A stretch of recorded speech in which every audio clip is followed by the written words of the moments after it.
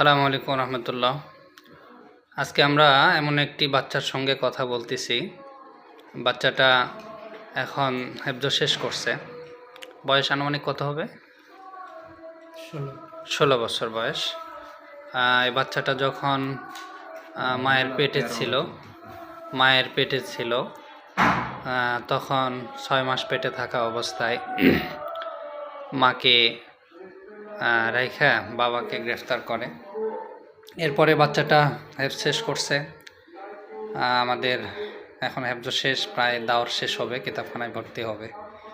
আমরা বাচ্চার কাছ থেকেই শুনবো যে বাবা যখন জেলে ছিল দীর্ঘ 1 যুগেরও বেশি সময়, তখন মাকে নিয়ে তার কষ্টের জীবন, অথবা এই কষ্টের মধ্যেও বাবাকে পাওয়ার আশা ছিল না। কত বছরের জেল হয়েছিল আপনার? 44 বছরের জেল হয়ে গেছিল। একটা মানুষ বয়স বাঁচেই বা কত। আমাদের ইসলামিক এমারা বা ইসলামী আইন না থাকার কারণে একটা মানুষের জীবনের চাইতেও জেলের অবস্থাটা বেশি হয়ে যায়। তো দুঃসাহ মাকে নিয়ে কষ্টের উপরেই দিন কাটাইছে। এরপরেও তাকে আমরা ধন্যবাদ জানাই যে ছেলেটা হাফেজ হয়েছে, আমাদেরকে খুব অল্প একটু পড়া শোনাবে এবং তার বিস্তারিত কিছু কষ্টের মুহূর্তগুলো আমাদেরকে শোনাবে, যে তার জীবনটা জন্মের পরেও বাবাকে দেখে নাই। বারবার ছোট বাচ্চারা পার্কে যায়, কিন্তু এই বাচ্চাটাকে ছোটবেলায় থেকেই মাদ্রাসা থেকে বাসায় গিয়ে মায়ের সাথে জেলে যেতে হয়েছে, জেলখানায়, বাবাকে দেখার জন্য। একটু অল্প করে পড়াশোনাও তো ভাই, ইনশাআল্লাহ। أعوذ بالله من الشيطان الرجيم.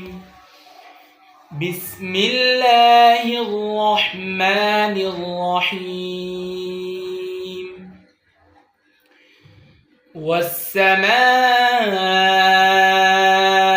بنيناها بأيد وإنا لموسعون. صدق الله العظيم. হ্যাঁ, একটা কথা বারবারই আমরা বলি যে যে অপরাধী অথবা অপরাধী নয় তার তো বিচার আইন করবে বাংলাদেশের। কিন্তু যে সমস্ত মানুষগুলো বাসায় থাকে, এই ছোট্ট বাচ্চার কি দোষী বা ছিল? যাওয়ার কথা ছিল ঈদের দিনে পার্কে অথবা অন্য কোনো ভালো জায়গায়, কিন্তু প্রত্যেকটা ছুটির মধ্যেই তাকে বাবার সঙ্গে দেখা করতে যেতে হয়েছে, বাবাকে কোরআন শোনাইতে যেতে হয়েছে। তো আমরা ভাইয়ের কাছে প্রশ্ন করব যে তোমার এই যে 1 যুগেরও বেশি বাবা জেলে ছিল এবং তুমি জানতে যে নিরপরাধ, কোনো অপরাধ করা ছাড়া, মাকে নিয়ে তুমি কেমন ছিলা? কষ্টেই ছিলাম। মাঝে সময় বাবাকে দেখতে চাইতো, তখন সাথে যেতাম, বাবার সাথে কথা বলতাম। শুধু দিয়ে খাসা, কিন্তু বাবাকে ধরার মতো কিছু ছিল না। বাবার গায়ে হাত দিতে চাইতো, কিন্তু হাত যাইতো না, সব দিকে বাধা ছিল। আর মা যেখানে যাইতো ওখানে সাথে সাথে যাইতাম। এরকম ভাবেই জীবন পুরো 1 যুগ এরকম ভাবে কাটছে। বাসায় কি দাদি আছে, দাদিমা আছে? দাদি দাদা দুজনে বেঁচে আছে, বৃদ্ধ হয়ে গেছে, অসুস্থ। তারা খুব কষ্ট আছে এখন।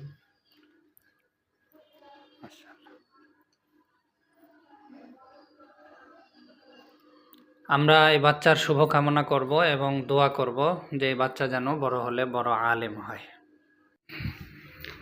আমরা ভাইয়ের কাছে আরও জিজ্ঞাসা করব যে বর্তমানে আমার এই ছোটো ভাইয়ের আশাটা কি? তার বাবা যে জেলে গিয়েছে যেই সমস্ত কারণে, সে সামনের পৃথিবীটাকে, সামনের দিনে বাংলাদেশকে কীরকম দেখতে চায়? এখনও পর্যন্ত কি যেরকম আছে এই ব্যবস্থাটাই থাকবে, নাকি ইসলামী আইন বাস্তবায়ন হবে, ইসলামিক এমারা হবে?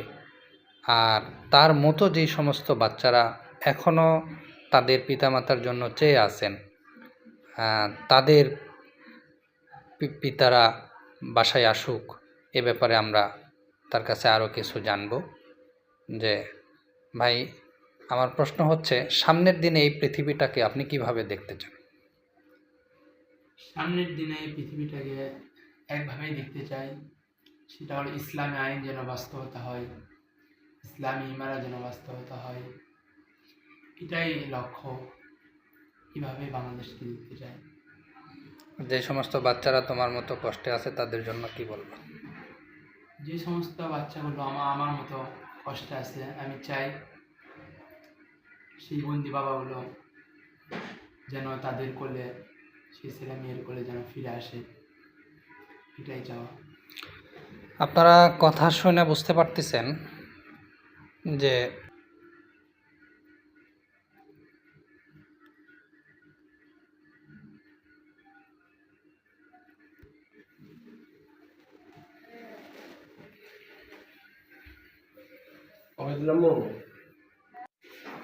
আজকে এই ছোট ভাইটা আমাদের বাসায় মেহমান হয়েছে। আলহামদুলিল্লাহ, আমি অনেক খুশি। একটা বাচ্চা সুস্থভাবে কথাও বলতে পারে না, ছোট মানুষ, বুঝতেই পারতেছেন। তার কথোপকথনের মধ্যে আমরা দেখতে পাচ্ছি যে এখনও তেমন কোনো বুদ্ধি হয়নি, কিন্তু তারপরেও তার আশাটা এ রাষ্ট্র ইসলামিক ইমারা হয়ে যাক, এ রাষ্ট্রে ইসলামী আইন বাস্তবায়ন হোক, আর কোনো বাবা, আর কোনো ভাই, আর কোনো ছেলে যেন বিনা বিচারে এতদিন পর্যন্ত থাকতে না হয়। এই বাচ্চা যদি জানতো যে আমার বাবা মারা গেছে তো সেটা একটা বিষয় ছিল, কিন্তু এই বাচ্চা জানতো যে আমার বাবা জীবিত। তো আমরা যদি কোরআনের আইন, সুন্নাহর আইন বাস্তবায়ন করতে পারি, তো একজন মানুষকে এতদিন পর্যন্ত জেলে থাকতে হবে না। তার যদি অপরাধ প্রমাণ হয় তো শাস্তি যত দ্রুত সম্ভব প্রয়োগ হবে। সে বাচ্চা এবং বিবি এই আশাটা করবে না বা এই কষ্ট করবে না যে মাসে দিনে দিনে কতদিন যাবৎ জেলে ব্যারিস্টারের কাছে, উকিলের কাছে, জজের কাছে, তাদের কাছে গিয়ে গিয়ে ধর্ণা দেওয়া।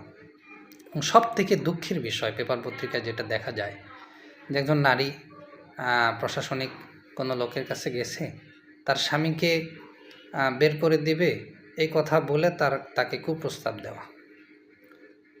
বলেন যে এদেশে মানুষ কোন পর্যায়ে? তো সেক্ষেত্রে আমরা আমাদের জায়গা থেকে দাবি করব, এই বাচ্চাটাও বারবার দাবি করেছে যে যেন আর কোনো বাচ্চা এরকম না হয়। তার পিতারা যারা জেলে আছে বহুদিন যাবৎ, তাদের যদি দোষী হয় তো শাস্তি দিয়ে দিক, আর যদি দোষী না হয় তো তাদের পিতামাতার কাছে, তাদের বাচ্চাদের কাছে তাদেরকে ফেরত দিক। আমরা বাচ্চার জন্য দোয়া চাই এবং আমরা আকন্দ ফাউন্ডেশনের পক্ষ থেকে কাজ করছি। যারা জেলে আছেন তারা তো দোষী অথবা নির্দোষ, সেটা তো তাদের বিষয়, কিন্তু আমরা তাদের পরিবার যারা বহু বছর যাবৎ কষ্টে আছে, তারা তো কোনো দোষ করে নেই, তাদের পাশে দাঁড়ানোর জন্য আজকে আমার বাসায় বাবুটা আসছে তার মাকে নিয়ে, তার বাবাও আসছে আজকে আমাদের বাসায়, একসঙ্গে আমরা খানা খেয়েছি, তাকে আদর করার সুযোগ পাইলাম। আমরা আকন্দ ফাউন্ডেশনের পক্ষ থেকে কথা দিচ্ছি যে তার পড়াশোনার যে খরচ এবং তার আম্মুর যে অসুস্থতা এবং দীর্ঘদিন যাবৎ জেলে নির্যাতনের কারণে তার বাবার যে অসুস্থতা, সেগুলো ব্যাপারে আমরা সার্বিক সহযোগিতা করব এবং চেষ্টা করব তাদের পাশে থাকার, ইনশাআল্লাহ। আপনাদের কাছে আহ্বান, আপনারা যে যে জায়গায় আছেন, যেখানেই থাকুন না কেন, পৃথিবীর যে জায়গায় থাকেন না কেন, আপনারা আপনাদের জায়গা থেকে পার্শ্ববর্তী কেউ যদি জেলে থাকে অথবা হেরে যায় অথবা মারা গেছে, এরকম ব্যক্তির যে পরিবারগুলো যারা আছেন, তো তারা পরিবার দেখতেছেন, কিন্তু যাদের কেউ নেয়, জেলে আছে, তাদেরকে অনেক জায়গায় টাকা খরচ করতে হয়, বাসায় খাবার টাবার থাকে না, আপনাদের জায়গা থেকে তাদের পাশে দাঁড়ান। এর মানে এই নয় কোনো অপরাধীকে কি করা, সহায়তা করা, বরং অপরাধী তো সে যে জেলে গিয়েছে, কিন্তু তার পরিবার তো না, তার পরিবারের